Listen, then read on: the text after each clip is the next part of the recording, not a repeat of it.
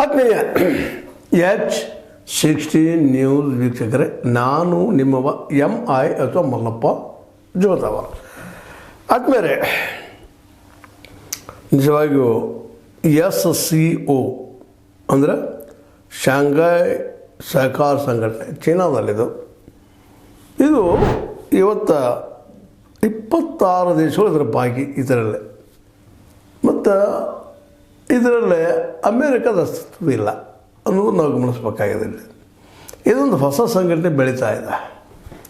ಅದರಲ್ಲೂ China, Russia ಪ್ರಬಲವಾಗಿ ಇವುಗಳ ಮೇಲೆ ಹಿಡಿತಾ. ಅದರಲ್ಲೂ ಚೈನಾ ಈ ಜಗದ ನಕ್ಷೆನ ಬದಲು ಮಾಡಲಿಕ್ಕೆ ಹೊರಟದನ ಅನ್ನುವಂಥ ಒಂದು ಪ್ರಶ್ನೆ ಅದ. ಅದರಲ್ಲೂ ಇಲ್ಲಿವರೆಗೆ ಅಮೇರಿಕ ಡಾಮಿನೇಟ್ ಮಾಡ್ತಾಯಿತ್ತು, ಒಂದು ಜಾಣ ನಡೆಯನ್ನು ಮಾಡ್ತಾಯಿತ್ತು. ಒಂದು ಕಡೆ ಪಾಕಿಸ್ತಾನಕ್ಕೆ, ಇನ್ನೊಂದು ಕಡೆ ಭಾರತಕ್ಕೆ ತಲೆ ಮೇಲೆ ತುಪ್ಪ ಸವರಿ ಬಿಡುವಂಥ ಕೆಲಸ ಮಾಡ್ತಿತ್ತು. ನಮ್ಮ ಕಡೆ ಅದಾರ ಎರಡೂ ಕಡೆ ಹೇಳ್ತಾಯಿದ್ರು. ಇವತ್ತೊಂದು ನಿರ್ದಿಷ್ಟವಾಗಿ ಒಂದು ಕಡೆ ನಿಲ್ಲುವಂಥ ಪ್ರಸಂಗ ಮೋದಿ ಅವರಿಗೆ ಅವ್ರು ತಂದಿಟ್ರು. ಟ್ರಂಪ್ ಒಂದು ನಮ್ಮ ಜೊತೆಗೆ ಇರಬೇಕು, ಇಲ್ಲ ಹೋಗಬೇಕು ಅನ್ನುವಂಗೆ ಹೊರಗೆ ಹಾಕಿಬಿಟ್ರು. ಅದನ್ನು ನಾವು ಈ ಕಳೆದ ಒಂದು 4-5 ತಿಂಗಳ ಡೆವಲಪ್ಮೆಂಟ್ ನೋಡಿದಾಗ ಸಹಜವಾಗಿ ಭಾರತಕ್ಕೆ ಹಿನ್ನಡೆ ಆಯ್ತಲ್ಲಪ್ಪ ಇಂಟರ್ನ್ಯಾಷನಲಿ ಅಂತ ಅನೇಕರು ವಾದ ಮಾಡಿದ್ದನ್ನು ನಾವು ಮಾತಾಡಿದ್ದನ್ನು ನಿಮಗೆ ಹೇಳಿರ್ತೀರಿ, ನೋಡಿರ್ತೀರಿ. ಹಿಂಗೆ ಆಗಬಾರ್ದಾಗಿತ್ತು, ಟ್ರಂಪ್ ದೂರ ಸರಿಬಾರ್ದಾಗಿತ್ತು ಅಂತ. ಯಾಕಂದರೆ ಆರ್ಥಿಕವಾಗಿ ಭ್ರಷ್ಟವಾದ ದೇಶ ಜಗದಲ್ಲೇ ಆಗಬಾರ್ದಾಯಿತು.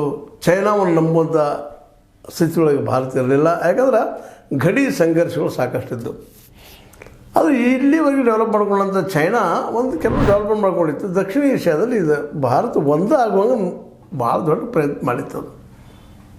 ಒಂದು ಕಡೆ ಬಡಿಯೋ ಕೆಲಸನೂ ಮಾಡ್ತಾಯಿತ್ತು, ಇನ್ನೊಂದು ಕಡೆ ರಂಸು ಕೆಲಸನೂ ಮಾಡ್ತಾಯಿತ್ತು ಭಾರತದ ಜೊತೆಗೆ. ಇವತ್ತು ಭಾರತದ ಅರ್ಥನೀತಿ ಆಗಿರ್ಬೋದು, ಅಥವಾ ರಾಜನೀತಿ ಆಗಿರ್ಬೋದು, ಅಥವಾ ಅಂತಾರಾಷ್ಟ್ರೀಯ ನೀತಿ ಆಗಿರ್ಬೋದು ಸೋತಿರಬೇಕಿಲ್ಲ ಅಂತಲ್ಲ. ಯಾಕಂತಂದ್ರೆ ಸೋಲಾಗಿಲ್ಲವ ಹೇಳ್ತು ಇದ್ದಿದ್ದೇನಾದ್ರೆ ಎರಡು ಮಾತಿಲ್ಲದು. ಆದ್ರೆ ಅಮೇರಿಕಾದ ಮೇಲಿಂದ ಒಂದು ಏನು ನಿರ್ಭರ್ತಾ ಇತ್ತು, ಅದನ್ನು ನಿಲ್ಲುವಂಥ ಪ್ರಸಂಗ ಬಂದಿತ್ತಲ್ಲ. ನಾವು ಹೇಳ್ತಾಯಿದ್ವಿ ಆತ್ಮನಿರ್ಭರ ಆಗ್ರಿ ಹೀಗ್ರಿ ಅಂತೇಳಿ.